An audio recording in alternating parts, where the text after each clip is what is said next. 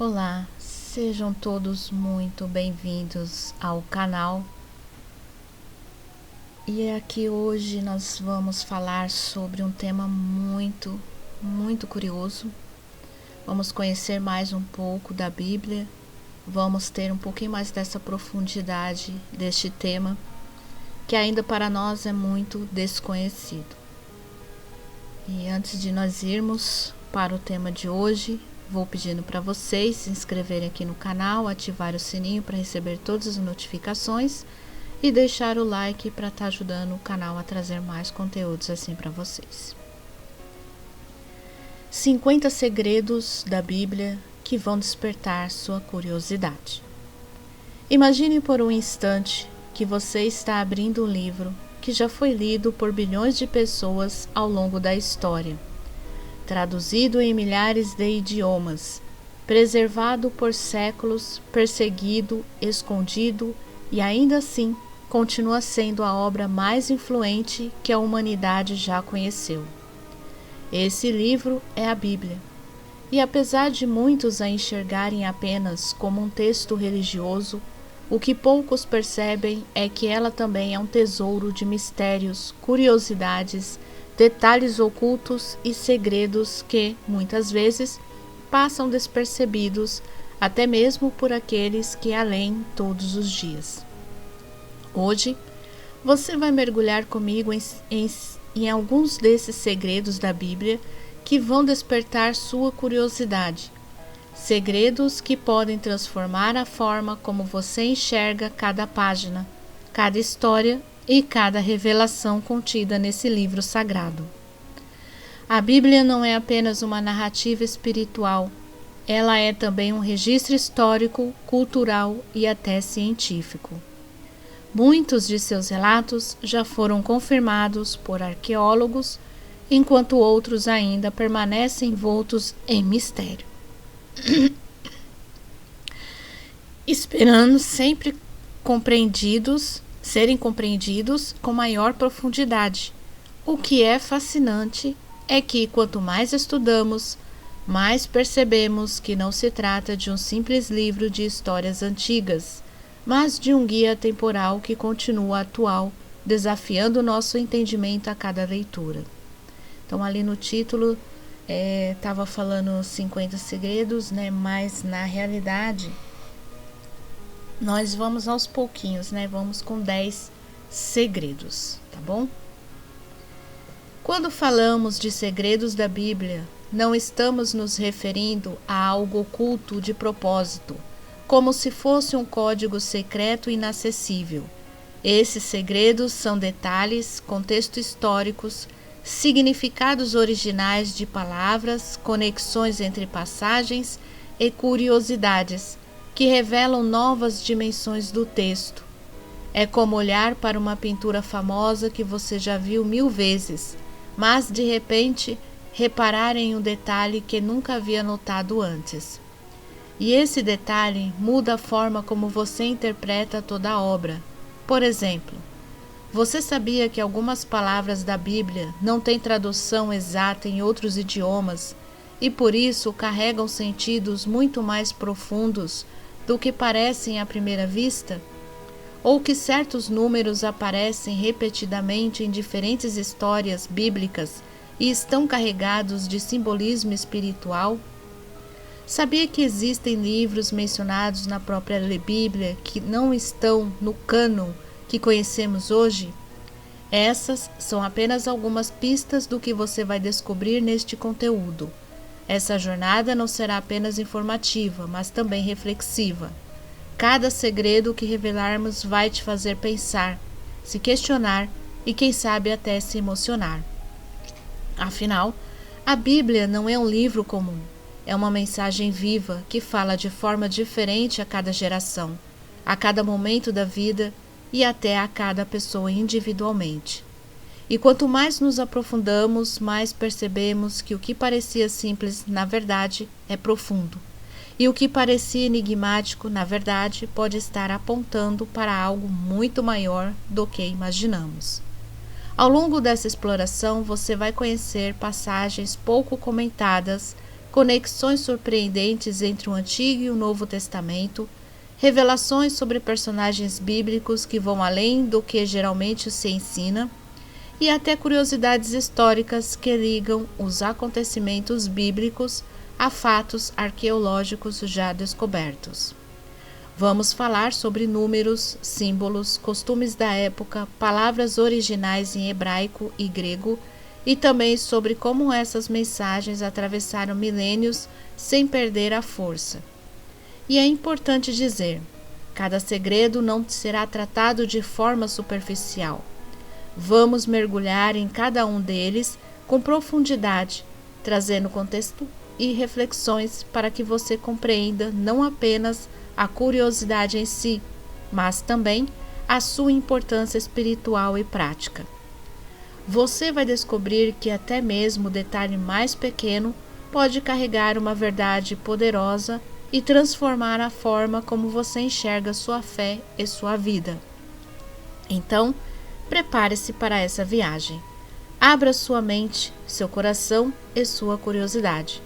Não importa se você já conhece a Bíblia de capa a capa ou se está começando agora a explorá-la. Sempre haverá algo novo para aprender. Afinal, como o próprio apóstolo Paulo escreveu em Romanos 11:33, ó profundidade da riqueza, tanto da sabedoria como do conhecimento de Deus! Quão insondáveis são os seus juízos e quão inescrutáveis os seus caminhos. Essa introdução é apenas o convite. A partir daqui, vamos abrir um a um os 10 segredos da Bíblia que vão despertar sua curiosidade. E eu te garanto, cada revelação será como acender uma nova luz em sua mente, mostrando que este livro, escrito há milhares de anos, continua sendo mais atual, misterioso e fascinante do que nunca. Prepare-se, porque o que você vai ouvir pode mudar não apenas o modo como você lê a Bíblia, mas também como você vive a sua vida. Segredo 1. Se existe um número que aparece de forma recorrente nas Escrituras e carrega um peso simbólico profundo, esse número é o 7. Desde o primeiro livro da Bíblia até o último, vemos esse número repetidamente, associado à perfeição, completude e ao próprio caráter de Deus. Esse é o nosso primeiro segredo e talvez um dos mais fascinantes, porque mostra que nada na palavra foi escrito por acaso. Cada detalhe tem um propósito. Logo em Gênesis, o número 7 aparece de maneira marcante.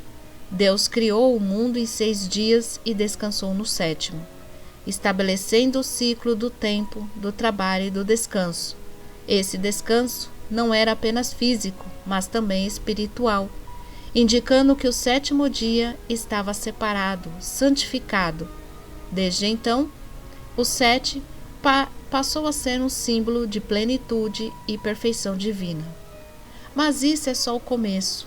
Ao longo de toda a Bíblia, o 7 reaparece de maneiras impressionantes. Por exemplo, em Levítico, vemos diversas instruções para o povo de Israel que envolvem o número 7. 7 festas, 7 dias de purificação, 7 vezes que o sangue deveria ser aspergido no altar. No livro de Josué, as muralhas de Jericó caíram após o povo marchar ao redor da cidade por 7 dias. E no último dia, 7 sacerdotes tocaram 7 trombetas. Não há como ignorar o padrão. No Novo Testamento, o simbolismo continua. Jesus falou sobre perdoar 70 vezes 7, não como um número literal, mas como um ensinamento de perdão ilimitado. No Apocalipse, o número 7 domina toda a visão de João. 7 igrejas, 7 candelabros, 7 selos, 7 trombetas, 7 taças da ira de Deus. É como se Deus estivesse gritando para nós: prestem atenção, este número é mais do que matemática, é um código espiritual. O segredo está em entender que o 7 não é apenas um número bonito ou repetido ao acaso. Ele aponta para algo profundo, a perfeição de Deus e a completude do seu plano. Cada vez que o 7 aparece, é um lembrete de que nada está fora do controle divino, que tudo segue um ciclo ordenado pela sabedoria celestial.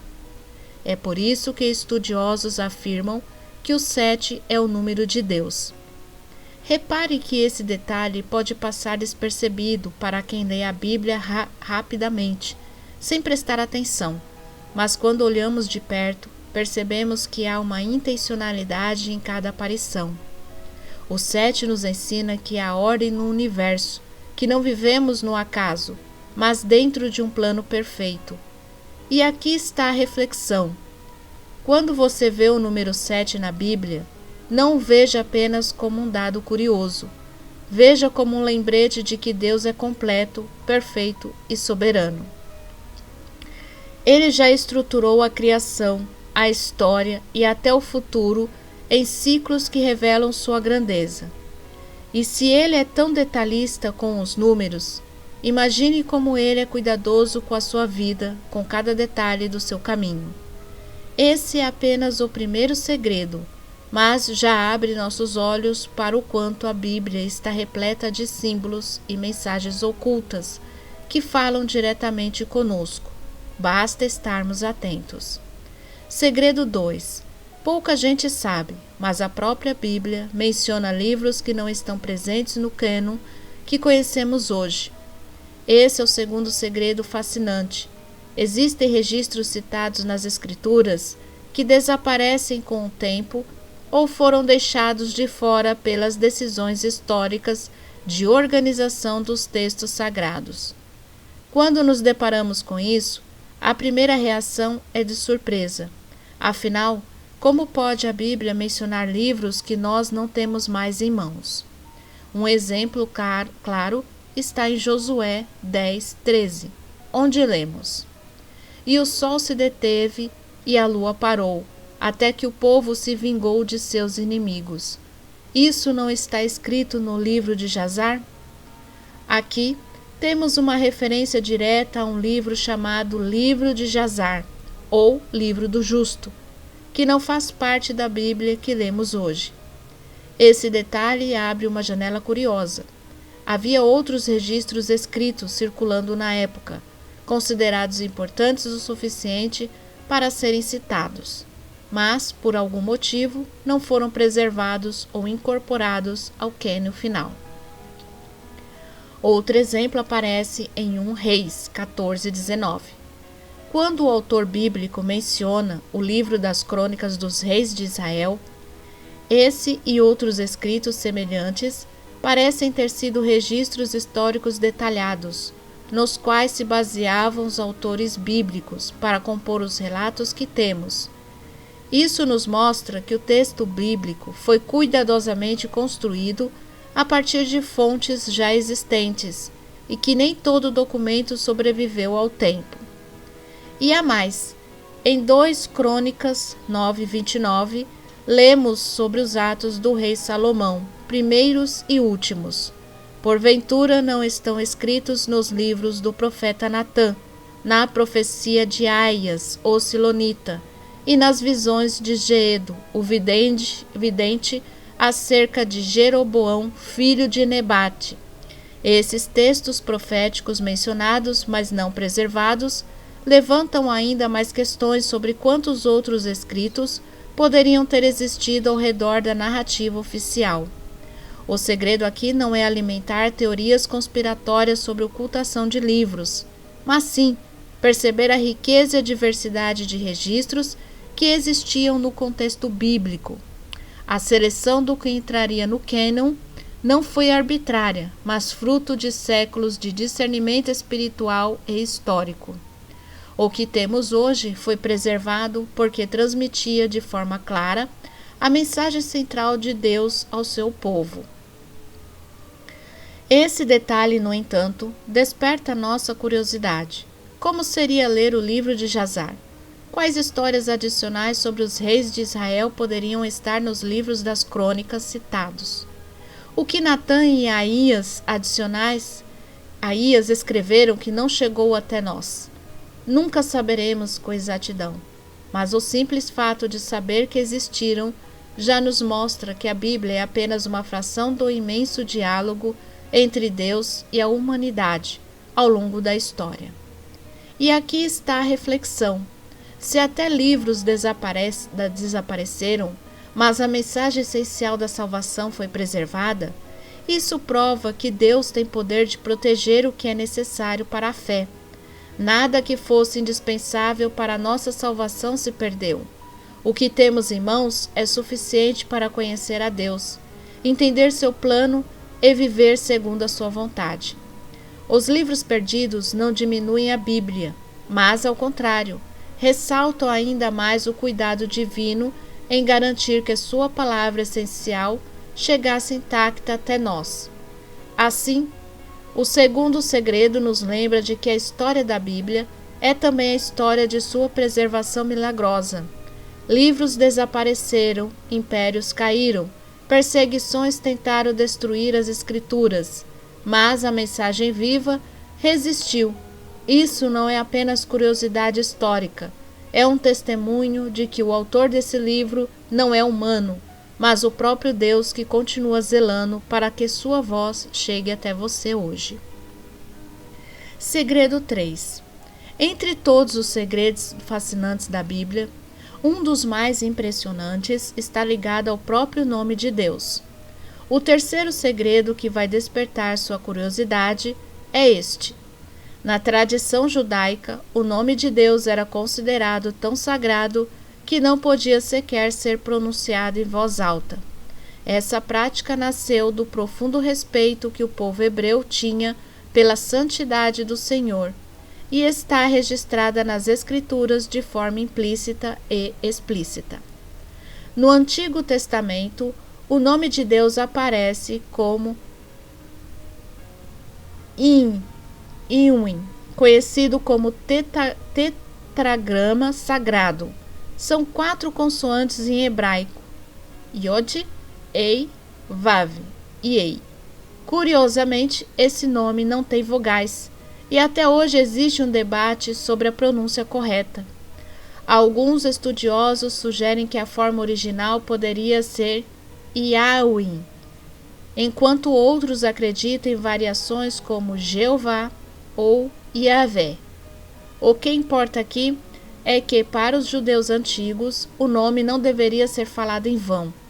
Por isso, ao ler as Escrituras, substituíam Yahweh pela palavra Adonai, que significa Senhor. Esse detalhe nos revela algo poderoso. Não era apenas uma questão de pronúncia, mas de reverência. O nome de Deus representava a sua essência, o seu caráter, a sua presença. Proferi-lo de maneira descuidada seria uma forma de desonrar aquele que é santo. Por isso, os escribas, ao copiar os textos sagrados, lavavam-se ritualmente cada vez que escreviam o tetragrama. Imagine o peso desse ato. Cada letra escrita era uma declaração de adoração. Outro ponto curioso é que em Êxodo 3,14, quando Moisés pergunta a Deus qual nome deve dizer aos filhos de Israel, ele responde: Eu sou o que sou.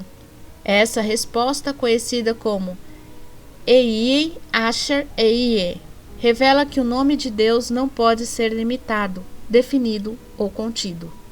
Ele é autoexistente, eterno, aquele que simplesmente é. Assim, o nome Yahweh carrega essa ideia de ser absoluto, independente, acima de tudo. O segredo aqui é perceber que a Bíblia nos mostra Deus não como uma divindade qualquer, mas como aquele cujo nome é inefável, em uma cultura onde os nomes carregavam significados profundos. O nome de Deus era o mais sagrado de todos. Isso moldou a espiritualidade do povo hebreu, ensinando-os que Deus não deve ser tratado como comum, mas com temor e reverência. No Novo Testamento, vemos uma mudança significativa. Jesus chama Deus de Pai e nos ensina a orar dizendo: Pai nosso que estais nos céus, santificado seja o teu nome. Aqui está algo lindo. O mesmo Deus cujo nome era impronunciável, agora se revela como Pai. próximo e acessível, mas ainda assim digno de santificação. A reverência permanece, mas o relacionamento se torna ainda mais íntimo. Esse segredo nos leva a refletir. Como tratamos o nome de Deus hoje? Muitas vezes, vemos pessoas usando o nome de Deus de maneira banal, em expressões do dia a dia ou até mesmo em brincadeiras. Isso contrasta totalmente com a visão bíblica, onde o nome divino é algo que deve ser exaltado e respeitado. Quando entendemos a seriedade disso, passamos a valorizar mais nossa forma de falar sobre ele e, principalmente, de viver diante dele. Portanto, o terceiro segredo nos lembra que o nome de Deus não é apenas uma palavra. Ele representa a essência do Criador, o Senhor de toda a terra. Saber disso deve despertar em nós não apenas curiosidade, mas também reverência, humildade e gratidão por termos acesso a esse Deus tão grandioso que se fez próximo em Cristo. Segredo 4.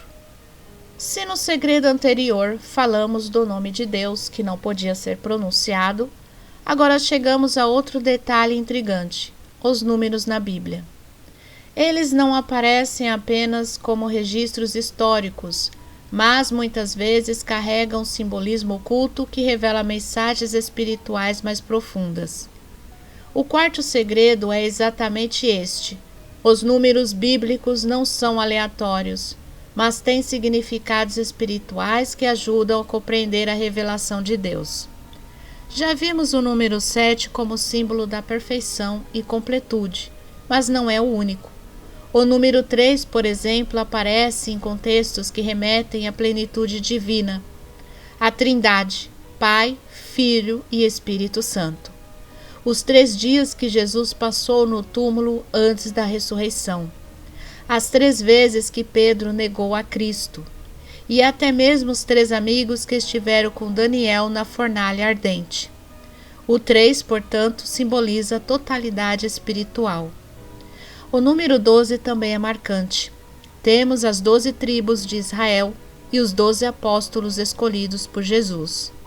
Curiosamente, em Apocalipse, vemos a Nova Jerusalém descrita com 12 portas, 12 fundamentos e até medidas múltiplas de 12. Esse número aponta para a organização do povo de Deus, tanto no Antigo quanto no Novo Testamento, representando o governo, autoridade e plenitude do povo santo. O 40 é outro número que desperta curiosidade. Moisés passou 40 dias no Monte Sinai. O povo de Israel vagou 40 anos no deserto. Elias caminhou 40 dias até o Monte Horebe. E Jesus jejuou 40 dias antes de iniciar seu ministério. Sempre que o número 40 aparece, está ligado a períodos de provação, transformação e preparação espiritual.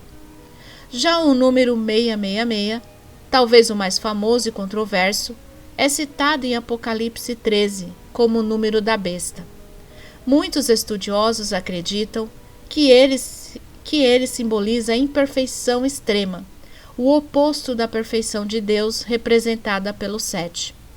Outros sugerem que tem uma ligação histórica com líderes opressores do povo de Deus. O que importa é que ao longo da Bíblia vemos os números usados como linguagem simbólica para transmitir verdades espirituais profundas. Esse segredo nos mostra que ao ler a Bíblia precisamos estar atentos não só às palavras, mas também aos números. Eles são parte da mensagem divina, revelando padrões e significados que ultrapassam a narrativa literal. E não é coincidência que esses números apareçam de forma repetida. Isso reforça a ideia de que a palavra de Deus foi inspirada com detalhes milimetricamente ordenados. A reflexão aqui é clara. Deus fala conosco até mesmo por meio dos números. Cada detalhe nas Escrituras carrega propósito e nada está ali sem razão. Assim como Ele é um Deus de ordem, A própria matemática divina se revela na Bíblia, lembrando-nos de que o universo segue uma harmonia que reflete a perfeição do Criador. Portanto, da próxima vez que você se deparar com um número nas Escrituras, não o veja apenas como estatística. Pergunte-se: qual o significado espiritual por trás dele? O segredo dos números na Bíblia é um convite a enxergar além da superfície e perceber a profundidade das mensagens de Deus. Segredo 5. Um dos maiores mistérios da Bíblia e também uma das maiores provas de sua inspiração divina está nas profecias cumpridas com exatidão ao longo da história. Este é o quinto segredo. A Escritura não apenas narra fatos passados, mas também antecipa acontecimentos futuros, muitos dos quais já se realizaram com uma precisão tão incrível que deixam qualquer leitor atento impressionado. Conhecemos por Isaías, escrito cerca de 700 anos antes de Cristo. Nesse livro encontramos descrições detalhadas da vida do Messias. Em Isaías 7,14 lemos: Eis que a Virgem conceberá e dará à luz um filho, e chamará o seu nome Emanuel. Essa profecia se cumpre de forma clara no nascimento de Jesus, registrado nos Evangelhos. Mais adiante, em Isaías 53, encontramos um retrato impressionante da crucificação. Fala de um servo sofredor, desprezado, rejeitado pelos homens, que levaria sobre si as dores do povo. A precisão desse texto é tamanha que muitos estudiosos não cristãos já questionaram se realmente foi escrito séculos antes, tamanha semelhança com os eventos narrados no Novo Testamento. Outro exemplo está no livro de Miqueias 5:2, que afirma que o governante de Israel nasceria em Belém, uma pequena cidade insignificante aos olhos do mundo antigo. E de fato Jesus nasceu ali, cumprindo exatamente o que havia sido profetizado. Esses detalhes nos mostram que a Bíblia não trabalha com previsões vagas, mas com afirmações específicas e historicamente verificáveis. E não paramos por aí. O profeta Daniel, por exemplo, teve visões que anteciparam a ascensão e queda de impérios poderosos, como o babilônico, o medo-persa, o grego e o romano. As suas palavras descrevem com exatidão a sequência histórica que os livros seculares confirmam. Esse nível de precisão vai além do que seria possível por mera adivinhação ou sorte. O segredo aqui não é apenas perceber que a Bíblia contém profecias, mas compreender o impacto disso. Mostra que o Deus da Escritura é o Senhor da história, que enxerga o fim desde o princípio. Cada detalhe profético cumprido reforça a confiança de que as promessas ainda não realizadas também acontecerão no tempo certo. Esse ponto nos leva a uma reflexão poderosa. Se Deus já cumpriu tantas de suas palavras no passado, por que duvidaríamos do que ele ainda prometeu? A volta de Cristo, o juízo final, a restauração de todas as coisas. Tudo isso pode parecer distante ou até inacreditável para alguns, mas as profecias cumpridas são a prova de que ele é fiel e cumpre o que diz. Portanto, o quinto segredo nos lembra de que a Bíblia não é apenas um livro antigo, mas uma revelação viva. Ela não fala apenas de ontem, mas também do amanhã, e cada profecia cumprida é como um selo divino, atestando que estamos diante da voz do Deus eterno, que escreve a história com suas próprias mãos. Segredo 6. Um dos relatos mais conhecidos da Bíblia é o do dilúvio nos dias de Noé. Para muitos, essa história parece apenas um mito antigo, semelhante a outras narrativas de povos antigos que falavam sobre grandes inundações. Mas o sexto segredo é exatamente este.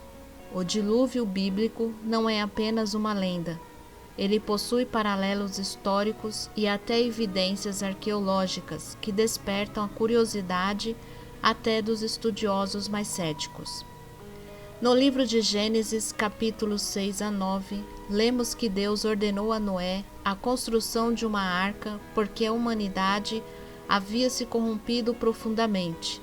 A narrativa detalha medidas específicas da embarcação, a entrada dos animais em pares e o envio das águas que cobriram toda a terra. Depois de meses, as águas baixaram e a arca repousou sobre as montanhas de Ararat, segundo o texto sagrado. À primeira vista, pode soar como uma história simbólica, mas aqui entra o detalhe curioso. Diversas culturas ao redor do mundo também registram memórias de um dilúvio global ou regional. Povos da Mesopotâmia, da Índia, da América do Sul e até tribos africanas possuem tradições orais e escritas sobre um grande cataclismo de águas. O mais famoso é o épico babilônico de Gilgamesh, que possui impressionantes semelhanças com a narrativa bíblica.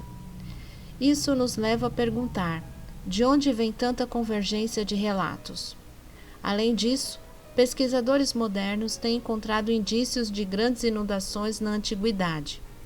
Registros geológicos sugerem que em várias regiões houve enchentes catastróficas que mudaram o curso de rios e até mesmo a paisagem. Alguns arqueólogos apontam que há marcas no Mar Negro e na Mesopotâmia que podem estar associadas a inundações massivas na época em que se acredita que Noé viveu.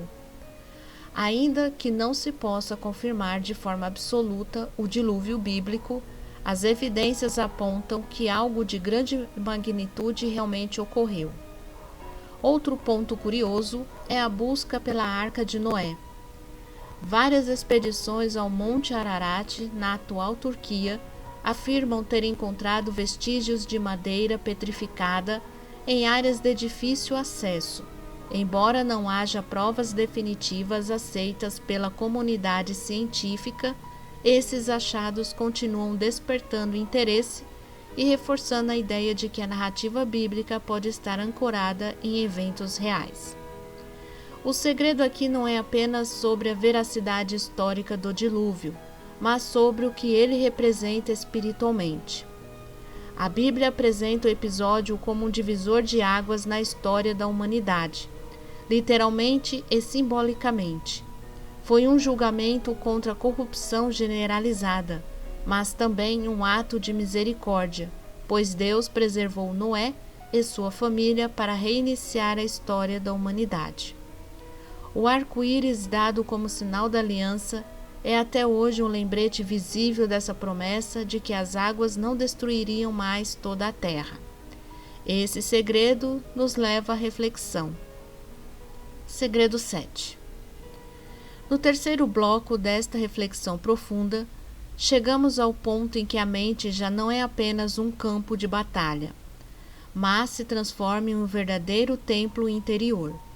Até aqui vimos como os desafios externos tentam nos derrubar, como as circunstâncias inesperadas nos empurram para limites inimagináveis, e como a vida em sua dureza não perdoa aqueles que se deixam levar pelo medo ou pela dúvida. Mas agora precisamos dar um passo além.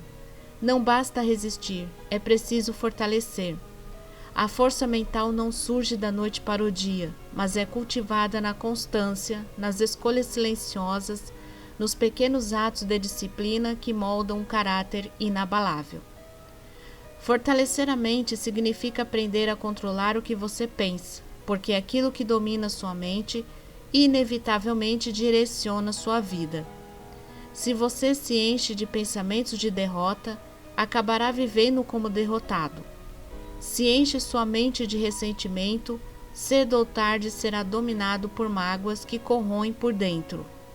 Mas se você decide nutrir a mente com foco, disciplina e esperança, começará a perceber que nada, absolutamente nada, pode parar alguém que aprendeu a se levantar sempre que cai.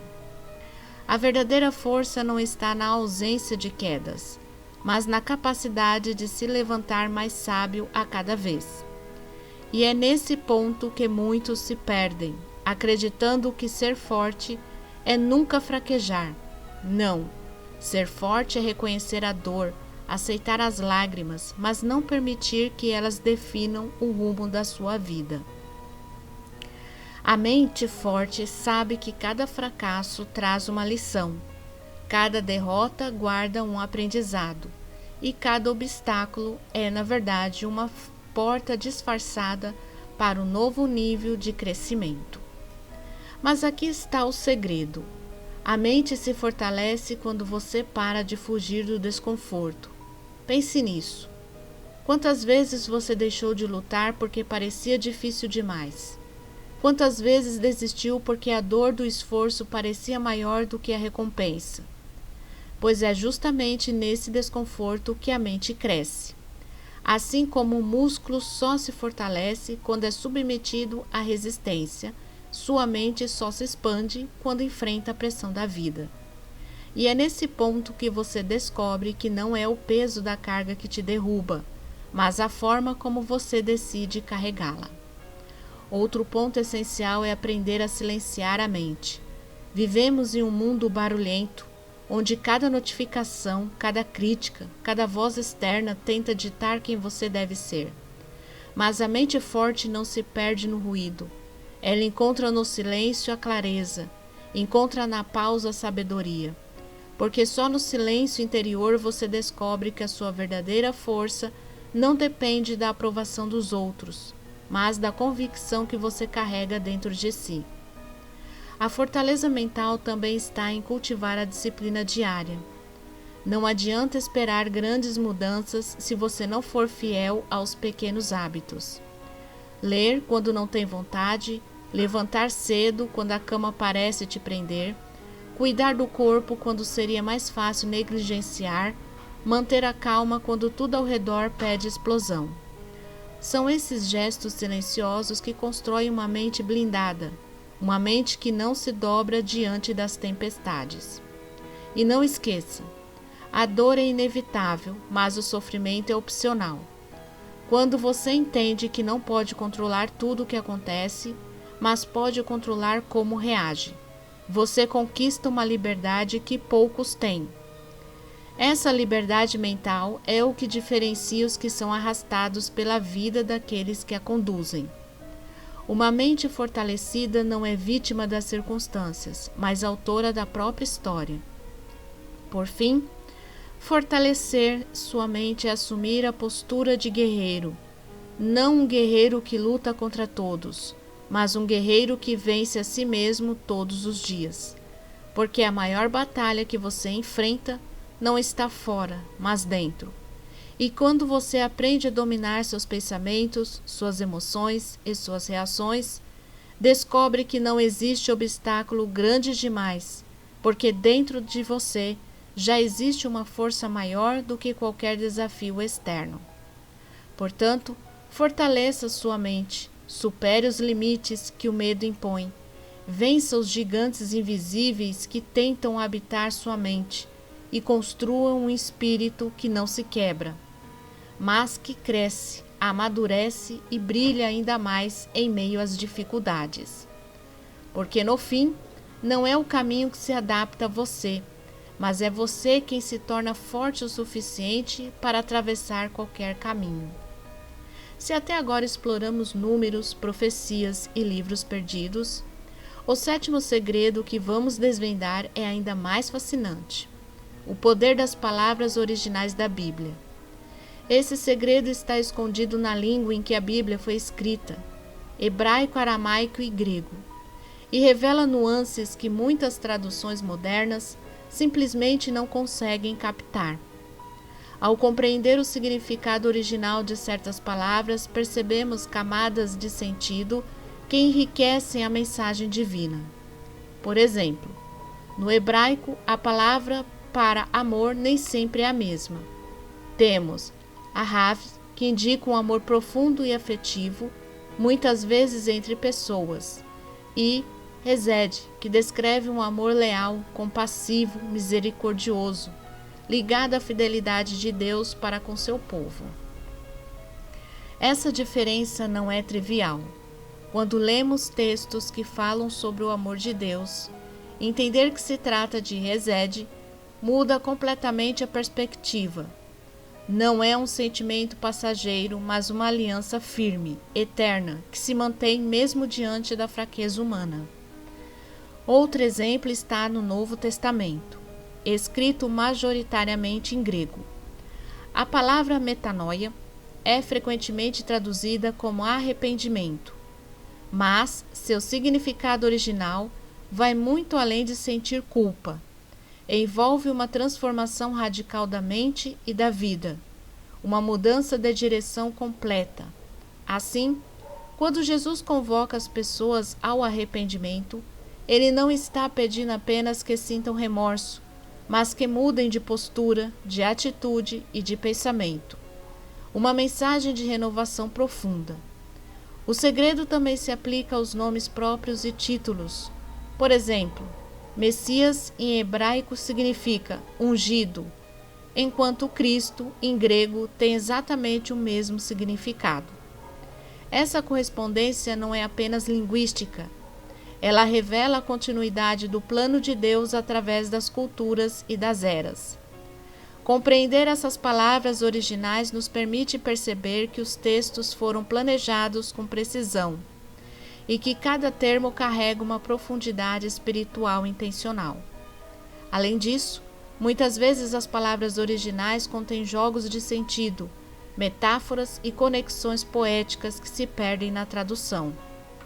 Palavras que rimam, que se repetem de forma estratégica ou que evocam imagens visuais e sonoras ajudam o leitor atento a sentir o peso e a beleza da mensagem divina de maneira quase tangível.